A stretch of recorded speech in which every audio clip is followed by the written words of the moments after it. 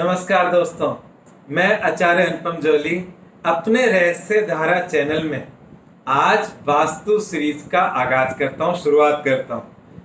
बहुत दिन पहले मैंने आप लोगों से वादा किया था कि मैं अपने वास्तु के निरंतर वीडियोस बनाऊंगा जो कि आपको वास्तु की क्रमशः शिक्षा भी प्रदान करेंगे, परंतु समय न मिलने की वजह से मैं ये आपको दे नहीं पाया। पर आज से मैं वो शुरू कर रहा हूँ। आप वास्तु के ऐसे सूत्रों का रहस्योद्घाटन करूंगा जो नॉर्मली वास्तु की जनरल किताबों में नहीं मिलता। मैं ग्रंथों को पढ़ने वाला व्यक्ति हूँ, थोड़ा सा वास्तु में ऑर्थोडॉक्स हूँ, आधुनिक युग के हिसाब से सोच रखता हूँ, परंतु प्राचीन ग्रंथों के जो असली सूत्र हैं उन्हीं पर ही विश्वास करता हूँ और उनको मैं जब प्रैक्टिकली देखता हूँ तो उससे मुझे लाभ भी मिला है, एक एक का फल मिला है, इसलिए मैं उस पर क्यों विश्वास ना करूं। चलिए आज हम समझते हैं वास्तु को मतलब वास्तु शास्त्र को समझने के लिए क्योंकि आज पहली कड़ी है तो सबसे पहले समझते हैं वास्तु शब्द क्या है, कहाँ से उत्पत्ति हुई वास्तु की और वास्तु का असली सूत्र क्या है, क्यों वास्तु की हम मतलब ध्यान रखें, कल युग में वास्तु की वैल्यू क्या है, हमें इसके बारे में इसके बैकग्राउंड का रहस्य समझना होगा, वास्तु पुरुष को समझना होगा, उसकी उत्पत्ति को समझना होगा। जिस दिन हमने उसको समझ लिया तो हमें आज की डेट में वास्तु के महत्व का 100% ज्ञान हो जाएगा। देखिए, वास्तु शब्द वास करने को कहते हैं, रहने को करते हैं। मैं यहाँ बैठा हूँ, यहाँ की जो भी ऊर्जा है, जो भी चीजें हैं, वो सब मेरे पे इफेक्ट डालेगी। अगर यहाँ जहरीली गैस है तो मेरे को मृत्यु तुल्य कष्ट होगा, और अगर यहाँ अमृत तुल्य गैस है तो मुझे बहुत ही अच्छा अनुभव होगा। जनरल बात करूँ, क्योंकि गैस शब्द मैंने इसलिए बोला तो सांसों के द्वारा आना जाना जो हमारे जीवन को जोड़ने की पहली कड़ी है। फिर बहुत सारी ऊर्जाएं हैं, नेगेटिव ऊर्जा है तो भी हम पे असर होगा, अच्छी ऊर्जाओं का अच्छा असर होगा। तो इन सब ऊर्जाओं को, इन सब वैल्यूज को, कॉस्मिक एनर्जी को, चुंबकीय एनर्जी को, सूर्य की एनर्जी को, इन सब का जो टोटल है उसको कैसे देखते हैं इस कड़ी में हम लोग सीखेंगे वास्तु की। परंतु वास्तु के पीछे का सीक्रेट क्या है, पहले उस पर चर्चा कर लेते हैं। वास्तु की उत्पत्ति हुई कब, सारा सीक्रेट उसी में ही है। चलिए बात करते हैं वास्तु आया कैसे संसार में। तो हम वास्तु के जो मतलब परम देवता मानते हैं, भगवान शिव को सब ज्ञान का सबसे बड़ा अधिकारी मानते हैं। भगवान शिव से यह ज्ञान महर्षि पारशर को मिला। महर्षि पारशर ने इस ज्ञान को ऋषि वृहदर्थ को दिया। वृहदर्थ नाम है उनका, वृहदर्थ।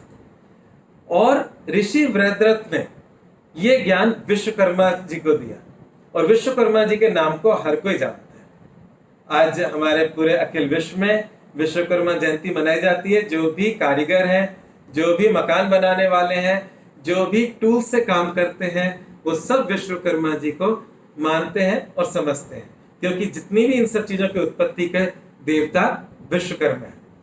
पर यहाँ मुद्दा ये नहीं है, मुद्दा ये है कि वास्तु कहाँ से आया और वास्तु की उत्पत्ति का दिन क्या था, क्यों कल युग में इतना ज्यादा उसका रोल है। इसको समझने के लिए हमें 4 युगों को समझना होगा। पहले शुरुआत वहीं से करते हैं। तो आप सबको पता है कि हमारे 4 युग हैं।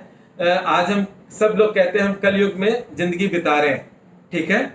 तो सबसे जो प्योरेस्ट युग कौन सा हुआ, वो है सतयुग।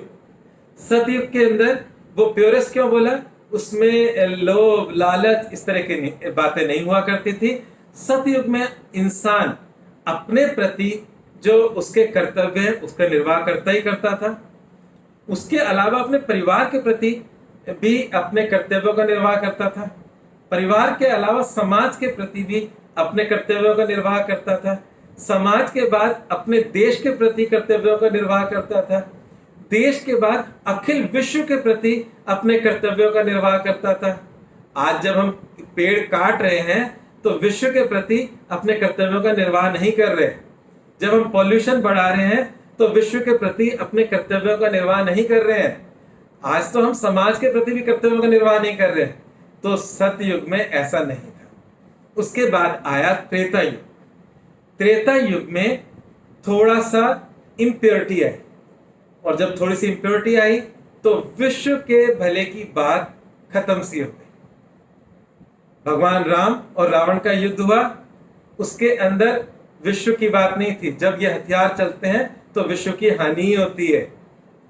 उसके बाद आया द्वापर युग। द्वापर युग में स्वार्थ की और पराकाष्ठा बढ़ गई, नारी का अपमान होने लगा और कहीं ना कहीं भाई भाई से उसका वैभव छीनने लगा। तो कहीं ना कहीं यहाँ पर विश्व का छोड़ो, समाज का छोड़ो, यहाँ तो परिवार का भी दायित्व नहीं निभाया जा रहा। ठीक है। और अब कलयुग है, इसमें सिर्फ अपनी व्यक्ति सोच करता है, उसको अपने अलावा कुछ सोचता भी नहीं है। तो एक स्वार्थ की पराकाष्ठा कलयुग में और निस्वार्थ की पराकाष्ठा सतयुग में। तो वास्तु पुरुष की उत्पत्ति कब हुई, हमें यह जानना है। क्या सतयुग में हुई, क्या त्रेता युग में हुई, या द्वापर युग में हुई, या इस कलयुग में हुई?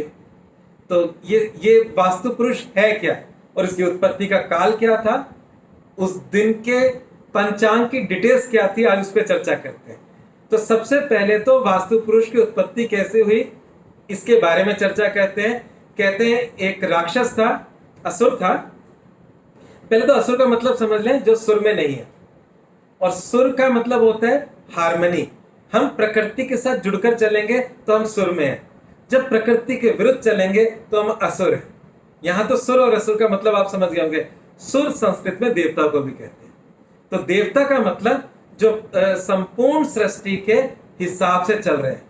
जल के देवता है, अग्नि के देवता है, अग्नि की जहां जरूरत है वहां अग्नि है, जहां जल की जरूरत है वहां जल है। सबका संयोजन से एक स्वस्थ संसार की उत्पत्ति है। ठीक है।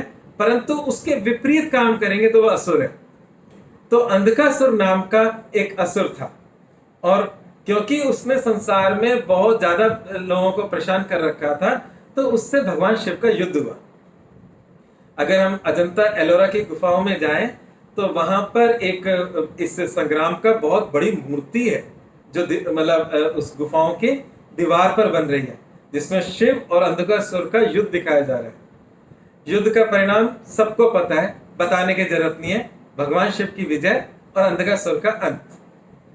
क्योंकि बुराई हरदम हारती है, अच्छाई हरदम जीतती है। कभी समय लगता है, ये बात सच है कि हम जल्दी मतलब अपने सब कुछ अर्जुन की तरह गांडी छोड़ देते हैं, परंतु नहीं, अंत में सत्व का ही भला होगा, सत्व ही सबसे ऊपर रहेगा।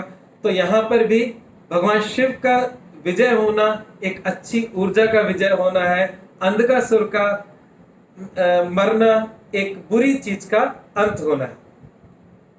परंतु इस दोनों के बीच में भगवान शिव के पसीने की बूंद से एक जीव की उत्पत्ति होती है। तो भगवान शिव युद्ध करते वक्त शांत मुद्रा में तो नहीं रहे होंगे, वो अपने रौद्र रूप में रहे होंगे। तो जब उस जीव की उत्पत्ति होती है तो वो जीव भूखा होता है, वो तीनों लोगों को खाने के लिए दौड़ता है। अच्छा, ये कहानी जो मैं सुना रहा हूँ ये अलग अलग पुराणों में, मत्स्य पुराण में तो मतलब ये पुस्तक में निश्चित रूप से है ही है। इसके अलावा अलग अलग जगह थोड़े बहुत अंतर से, मामूली से अंतर से कहानी लगभग सेम है। तो यहाँ पर जब वो तीनों लोगों को खाने के लिए दौड़ता है तो पूरे तीनों लोगों में कुछ हाहाकार मच जाता है। तो सभी देवता ब्रह्मा जी के पास जाते हैं और ब्रह्मा जी को बताते हैं कि एक नए जीव की ऐसी उत्पत्ति हुई है जो पूरे तीन लोग को खाने के लिए दौड़ रहा है।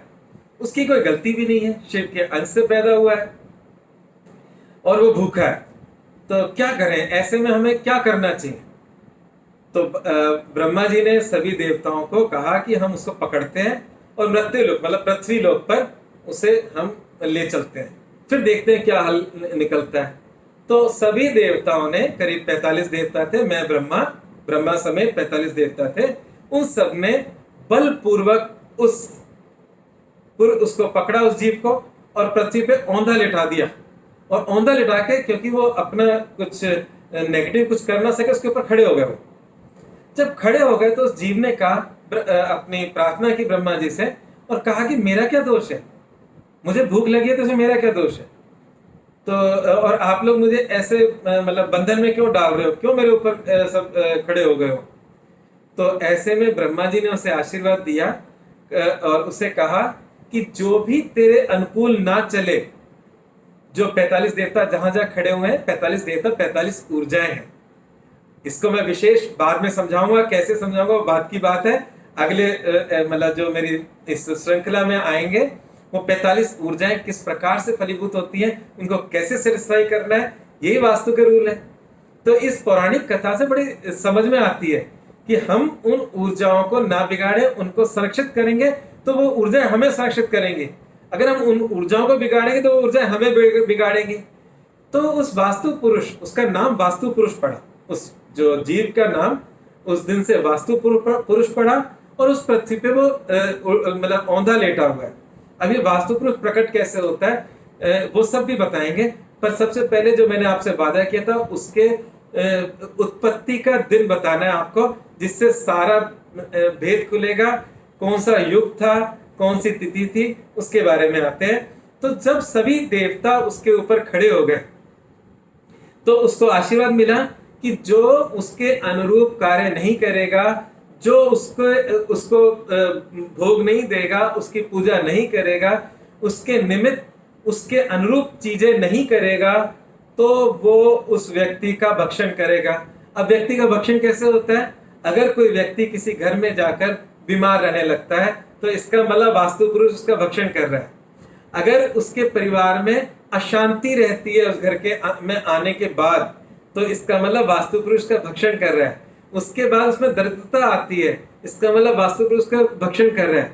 कहने का मतलब यह है, एक वास्तु यूनिट में जाने के बाद हमारे पे अगर कष्ट बढ़ जाते हैं तो इसका मतलब वास्तु पुरुष आप पर आपका भक्षण कर रहा है। और जिस वास्तु संयोजन में हम बैठते हैं और हमारे जीवन में अच्छा होने लगता है, तो इसका मतलब वास्तु पुरुष का आशीर्वाद प्राप्त हो रहा है, उन ऊर्जाओं का आशीर्वाद प्राप्त हो रहा है, 45 देवताओं का आशीर्वाद प्राप्त हो रहा है। तो हम उस ऊर्जाओं के अनुसार मकान का निर्माण करें। देखिए, एस्ट्रोलॉजी का मतलब क्या होता है? एस्ट्रोलॉजी का मतलब क्या होता है? एस्ट्रोलॉजी का मतलब होता है हमारे ग्रह नक्षत्र तारे, मतलब टाइम। एस्ट्रोलॉजी हरदम टाइम से देखी जाती है, जिसमें पास्ट, प्रेजेंट और फ्यूचर होता है। जब हम जन्म हुए थे उस समय के ग्रह, प्रेजेंट के ग्रह और फ्यूचर में आने वाले ग्रह। आप बात समझ रहे हैं? तो एस्ट्रोलॉजी होती है आपका काल, परंतु वास्तु होता है स्पेस। स्पेस का मतलब जिस स्पेस को हमने ऑक्यूपाई किया। आज ये कुर्सी है, ये भी एक स्पेस है, इसका भी एक वास्तु है। अगर इसका संयोजन मेरे संयोजन के साथ नहीं बैठता, सही इसकी लंबाई चौड़ाई मेरे गणित के हिसाब से नहीं बैठती, तो ये मुझे कष्ट पहुंचाएगी। तो हमें हर तरह के संयोजन, जहां हम वास करते हैं, जहां हम बैठते हैं, वहां की चीजें हम पर असर करती हैं। अगर हम हमारी गणित से उसकी गणित नहीं बैठती तो हमारे पे नेगेटिव असर होगा। हमारे गणित और वहां की जगह की गणित बैठ जाती है, हार्मनी सेट हो जाती है, उस स्पेस की हार्मनी सेट हो जाती है, स्पेस की एनर्जी सेट हो जाती है, तो हमारे जीवन में सुख, शांति, समृद्धि बढ़ती है। पर वास्तु क्या सब पे काम करता है? कितना करता है ये अगले बार बताएंगे। पर वास्तु की उत्पत्ति बताता हूं। जब भगवान शिव और वास्तु पुरुष का युद्ध हुआ, और उस समय जब वास्तु पुरुष की उत्पत्ति हुई, वो त्रेता युग था। जैसे कि मैंने बताया कि सतयुग प्योर है, त्रेता युग से इम्प्योरिटी शुरू होती है। जब त्रेता युग से इम्प्योरिटी शुरू होती है तो इसका मतलब यह है कि जब जब हम सुर में नहीं रहेंगे, वास्तु पुरुष को हमें कंसिडर करना पड़ेगा। कलयुग में मैक्सिमम करना पड़ेगा। आज जो अवसाद की स्थिति है, लोग आत्महत्याएं कर रहे हैं, आज लोग वापस से इन सब चीजों की तरफ टर्न हुए हैं, क्योंकि सुख सुविधाएं पहले से बहुत ज्यादा हैं, पर हम सुखी नहीं है। शायद पिछली पीढ़ियों में एयर कंडीशन नहीं था, पिछली पीढ़ियों में मोबाइल नहीं था, पिछली पीढ़ियों में गाड़ियां नहीं थी, पिछली पीढ़ियों में ये संवाद नहीं था, इतना कुछ नहीं था, बहुत कुछ नहीं था, परंतु इंसान इतना ज्यादा बेचैन भी नहीं था जितना अब है। ये बात 100% सच है। मैं ये नहीं कह रहा कि पहले कभी किसी ने आत्महत्या नहीं की होगी, निश्चित रूप से की होगी, पर एक परसेंटेज की अगर हम बात करें तो पुराने युग और आज के युग में, मैं कोई ऑर्थोडॉक्स होके या कोई बिल्कुल दकियानुसी बातें नहीं कर रहा, ये टाइम टेस्टेड बात कर रहा हूं।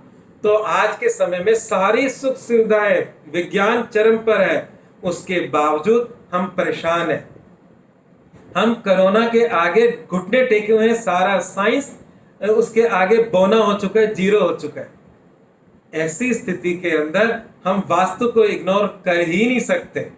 जैसा कि मैंने कहा कि जब जब हम इम्प्योर होंगे वास्तु की महत्ता बढ़ती चले जाएगी। चलिए, पहला जो मैंने बताया कि त्रेता युग में वास्तु पुरुष की उत्पत्ति हुई, वो दिन महीना कौन सा था? भाद्रपद का महीना था। भाद्रपद का महीना था, कृष्ण पक्ष था, शुक्ल पक्ष नहीं था, कृष्ण पक्ष था। तिथि थी तृतीया, वार था शनिवार, नक्षत्र था कृत्तिका, व्यतिपात योग था और विष्टिकरण था, जिसे आप लोग जन बोलचाल की भाषा में भद्रा कहते हो, और जो किसी भी मुहूर्त के लिए अच्छी नहीं होती, किसी भी शुभ काम के लिए अच्छी नहीं होती। इवन रक्षाबंधन के दिन अगर भद्रा आ जाए तो जब तक भद्रा है तब तक राखी नहीं बांधते। अगर होलिका दहन के दिन भद्रा आ जाए तो उस होलिका दहन का भद्रा का पूरा समय निपटाने के बाद ही होलिका का दहन होता है। हमारा कोई भी शुभ काम भद्रा में नहीं होता, जिसे विष्टिकरण कहते हैं, विष्टिकरण को ही भद्रा कहते हैं। और ये भद्रा को कहीं ना कहीं हम हमारे दिन के अंदर दो करण होते हैं, मतलब एक तिथि में दो करण होते हैं। ठीक है, चलिए इसको डिटेल में कभी ज्योतिष के चैप्टर में भद्रा को डिटेल में इसका वर्णन करेंगे। मन में आया तो था कि इसका पूरा वर्णन करो, पर अभी इतना ही सही। तो इसके अलावा उस समय का जो मुहूर्त था वो था कुलिक, मतलब कारीगर वाला। तो अगर हम देखें सारे जो एस्पेक्ट है, भद्रा नेगेटिव है, कृष्ण पक्ष थोड़ा सा नेगेटिव है, त्रेता युग में इम्प्योरिटी है, तो व्यतिपात योग अच्छा नहीं होता। तो व्यतिपात योग और विष्टिकरण, ऐसे में उस जीव की उत्पत्ति हुई है। अब उस जीव की अगर इतने अजीब समय में उत्पत्ति हुई है तो उसके निराकरण के लिए आपको अपनी अच्छे सत्व गुण को बढ़ाना होगा। सत्व गुण को बढ़ाने से ही उस चीज का निराकरण होगा। तो इसका आज के जो पूरे चैप्टर का आधार है, वास्तु पुरुष की उत्पत्ति सतयुग में नहीं हुई, त्रेता युग में हुई, जहां से हमारे इंसानों की कमजोरियां शुरू होती हैं। और कलयुग में कमजोरियां मैक्सिमम है, इसलिए हम सबसे ज्यादा दुखी हैं। कोई भी मकान वास्तु संबंध नहीं है। आज मैं आपको एक बहुत बड़ा सूत्र देता हूं, भविष्य में तो पढ़ाऊंगा, पर जाते जाते एक सूत्र देता हूं। अच्छे से अच्छे वास्तु शास्त्री का घर भी वास्तुरूप नहीं है। हमारे सारे घर जो है वो एक दूसरे घर से जुड़े हुए हैं, बीच में एक बाउंड्री वाल है और हमने बिल्कुल भी जगह नहीं छोड़ रखी। और हमारे बहुत सारे कमरे हमारे पिशाच वीथी में है। पुराने जमाने के वास्तु में, जो जिसको मैं ऑर्थोडॉक्स कहता हूँ, या मैं कहता हूँ कि मैं तो ग्रंथों को मानने वाला हूँ, उसमें पिशाच वीथी में कुछ भी कंस्ट्रक्शन अलाउ नहीं था। और आज हमारे मैक्सिमम कमरे पिशाच वीथी में मिलते हैं। मकान बनता है देव वीथी और मनुष्य वीथी के अंदर, और पिशाच वीथी को छोड़ देंगे तो हमारे लिए वो टेक्निकली बहुत समृद्ध हो जाएगा। दूसरा ये है कि कभी खुदा ना खास्ता घर में कोई मिस हैपनिंग होती है, वैसे तो वास्तुरूप घरों में नहीं होती है, पर फिर भी हो जाए, क्योंकि किस्मत का कुछ नहीं पता, कोई अग्नि की कोई घटना घट जाए, तो जब हमारी पिशाच वीथी छूटी होती है तो उसके बचने के रास्ते बहुत सारे मिल जाते हैं। पर आज के घरों में बचना मुश्किल हो जाता है। बहुत सारी, मेरे को ध्यान है, दिल्ली में घटना घटी, वहां आग लगी, सबके सब लोग जल के मर गए, क्योंकि उनके लिए एग्जिट का कोई रास्ता नहीं था। तो हमारे पुराने मनीषी अगर पिशाच वीथी बोलते हैं तो शायद वो एग्जिट के रास्ते थे। ये उसका एक परिणाम हो सकता है, उसके दूसरे परिणाम तो बहुत सारे हैं, पर मेरे दिमाग में जो आया मैंने उसको एक परिणाम से जोड़ा है। बाकी के परिणामों को भविष्य में पढ़ेंगे निश्चित रूप से। आज का मेरा उद्देश्य था वास्तु पुरुष की उत्पत्ति को समझें, उसके दिन को समझें, और उससे समझें कि कलयुग में इसका महत्व कितना ज्यादा है। हम कलयुग के अंदर सतयुग की तरह इस सृष्टि का ध्यान नहीं रख रहे। हमने अपनी सृष्टि को बिगाड़ दिया, इसीलिए सुनामी जैसे बड़े बड़े हमारे पृथ्वी पे अटैक होते हैं, जो कि प्रकृति के अटैक हैं। भूकंप प्रकृति का अटैक है, हम उसके साथ कनेक्ट नहीं है। और हमने जितनी इम्प्योरिटीज करेंगे उतना ज्यादा हम वास्तु से दूर जाएंगे, हम असुर होते चले जाएंगे, सुर में नहीं होंगे। सुर में होना वास्तु पुरुष को सेटिस्फाई करना है, उन सारे देवताओं को सेटिस्फाई करना है। इसका मतलब हम सुर में है, हम प्रकृति के साथ है। और अगर हर व्यक्ति प्रकृति के साथ में वास्तु रूप हो जाएगा तो जो प्राकृतिक समस्याएं हैं उसकी मात्रा बहुत कम हो जाएंगी। चलिए आज इतना ही। अगले वास्तु के स्टेप से आपको क्रमशः वास्तु का ज्ञान दूंगा, जिसमें बहुत अच्छे सूत्र ऐसे रिवील करूंगा जो आपने कभी देखे नहीं होंगे, सुने नहीं होंगे। महाभारत काल और रामायण काल को लेकर मेरा अगला वीडियो होगा। कहाँ कमी चूकी जिससे कौरवों का अंत हुआ और कहाँ कमी चूकी जिससे रावण का अंत हुआ। इन सब के पीछे वास्तु के महासिद्धांत थे। इसको वास्तु की अगली सीरीज में लेंगे और उसके बाद पंच महाभूत को क्रमशः हम पढ़ते चले जाएंगे और एक एक सेक्टर पे हम वास्तु को स्टेप बाय स्टेप पढ़ेंगे। आज बस इतना ही। आप सबको शुभकामनाएं। आप इस वीडियो को आप सबने देखा और इस वीडियो में की इन धाराओं को क्रमशः लीजिएगा तो आपको फायदा होगा, क्योंकि जैसे हमने एक सीरीज का वीडियो देखा और उसके बाद 10वां वीडियो देखा, बीच की कड़ियां होते ही हमारा सारा गणित बिगड़ जाएगा। इसकी अगली कड़ियों को जरूर देखिएगा, आपको बहुत मजा आने वाला है। चलिए, धन्यवाद।